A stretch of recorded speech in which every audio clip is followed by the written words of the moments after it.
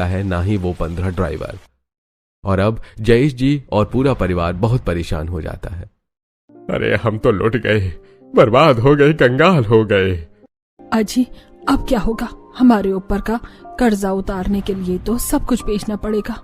हमारे पास और कोई रास्ता भी तो नहीं है सुगंधा जी, अब यही आखिरी रास्ता है। जिसके बाद जयेश अपना घर में पड़े गहने सब कुछ बेचकर कर्जा चुका देता है और बैंक का लोन क्लियर कर देता है। अब उनके पास केवल उनका 10 बीघा खेत था, जहां खेती करके वे अपना गुजारा कर सकते हैं। पापा अब हम कहाँ रहेंगे?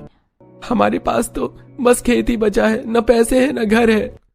कभी सोचा भी नहीं था कि इस तरह रातों रात अर्श से फर्श पर गिर पड़ेंगे। हम इतने ही गरीब नहीं हुए, अभी भी हमारे पास 10 बीघा खेत है, लाखों की कमाई नहीं, लेकिन खेतों में सुकून से अपना गुजारा तो गुजार ही लेंगे, चाहे कुछ भी हो जाए। जिसके बाद जयेश अपने परिवार के साथ अपने चावल के खेत में जाते हैं और वहां सभी मिलकर एक झोपड़ी तैयार करते हैं जिसमें वे लोग रहने लगते हैं।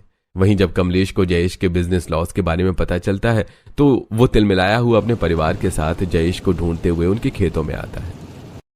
अरे तो यहाँ मुंह छुपाकर रह रहे हो फटीचर भिखारी? अरे भाई ऐसे कैसे बात कर रहे हो तुम?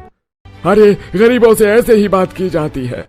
हमने तो बेटे की शादी बराबरी का घर देखकर तय की थी, लेकिन अब आप लोगों की हालत तो भिखारियों से भी कई गुजरी है। अब हम आपको अपनी बेटी नहीं दे सकते। ऐसा मत कहिए समधन जी, परसों शादी है, आज आप रिश्ता तोड़ रहे हैं।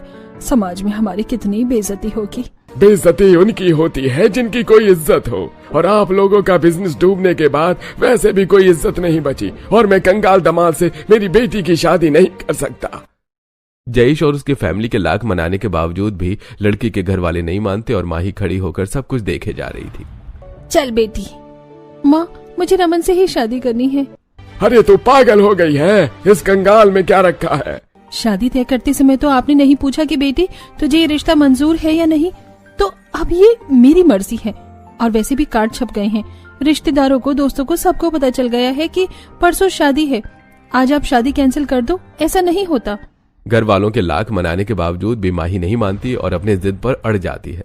पापा जी अब तो माही भी मान गई है, आप भी मान जाइए ना। अरे पता नहीं मेरी बेटी पर कौन सा जादू कर दिया है। माही तू शादी तो कर रही है, लेकिन ये जान ले हम तेरी शादी के बाद तुझसे कोई रिश्ता नहीं रखेंगे। माही कुछ नहीं कहती, बस सबक के रह जाती है। 2 दिन बाद कमलेश जी के घर रमन बारात लेकर आता है और इज्जत को बचाने की खातिर कमलेश बेईमान से बेटी की शादी रमन से करा देते हैं। विदाई के समय बेटा तूने ये सही नहीं किया, जा तो रही है लेकिन अपने पापा की बात भूलना नहीं। जिसके बाद